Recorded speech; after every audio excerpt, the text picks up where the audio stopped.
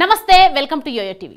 Telangana assembly ఎన్నికల్లో స్పష్టమైన మెజారిటీతో గెలిచిన కాంగ్రెస్ ప్రస్తుతం లోక్సభ ఎన్నికలపై ఫోకస్ పెట్టింది। అదే దూకుడును పార్లమెంట్ ఎన్నికల్లోనూ చూపించాలని ఫిక్స్ అయింది। ఈసారి మెజారిటీ స్థానాలను దక్కించుకోవాలనే పట్టుదలతో ముందుకు సాగుతోంది హస్తం పార్టీ। మునుపటి కంటే 10 రెట్లు టీ కాంగ్రెస్ లో జోష్ పెరిగింది। పైగా తెలంగాణలో అధికారంలో కాంగ్రెసే ఉంది కాబట్టి ఖచ్చితంగా లోక్సభ ఎన్నికల్లో కూడా మెజారిటీ వస్తుందని పార్టీ నేతలు భావిస్తున్నారు। ఈ క్రమంలో ఎంపీగా బరిలోకి దిగేందుకు చాలా మంది నాయకులు ఇంట్రెస్ట్ చూపిస్తున్నారు। ఈ జాబితాలో సీనియర్లు కూడా ఉన్నారు।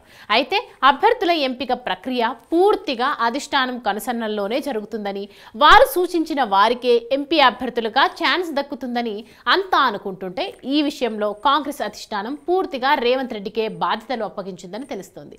అభ్యర్థుల ఎంపిక వ్యవహారం మొత్తం రేవంతే ఖరారు చేయాల్సిందిగా బాధ్యతలు అప్పగించారట। వచ్చే లోక్సభ ఎన్నికల్లో కాంగ్రెస్ మెజారిటీ సీట్లు సాధించేలా అభ్యర్థులు ఎంపిక చేపట్టాలని సూచించినట్లుగా తెలుస్తోంది।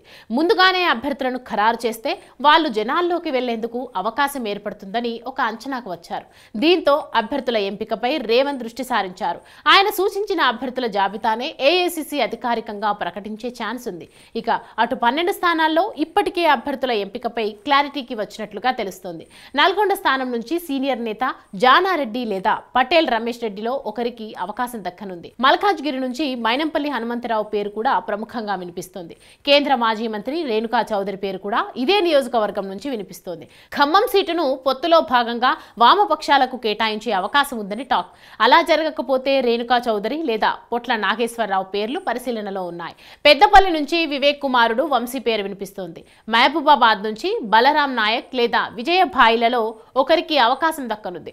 వరంగల్ నుంచి సిరిసిల్ల రాజయ్య లేదా మంత్రి పదవి ఇవ్వకపోతే అద్దంకి దయాకర్, ఇద్దరూ కాకపోతే దొమ్మాట సాంబయ్య పేర్లు వినిపిస్తున్నాయి। భువనగిరి నుంచి కోమటిరెడ్డి లక్ష్మి లేదా శ్యామల కిరణ్ రెడ్డిలో ఒకరికి టికెట్ ఇవ్వనున్నారు।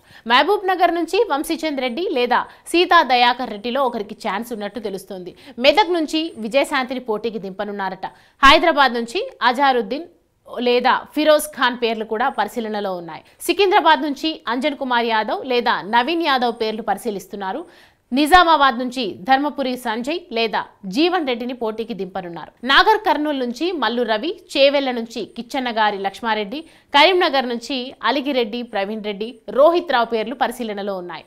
ఆదిలాబాద్ నుంచి నరేష్ జాదవ్ పేరును కూడా పరిశీలిస్తున్నారు।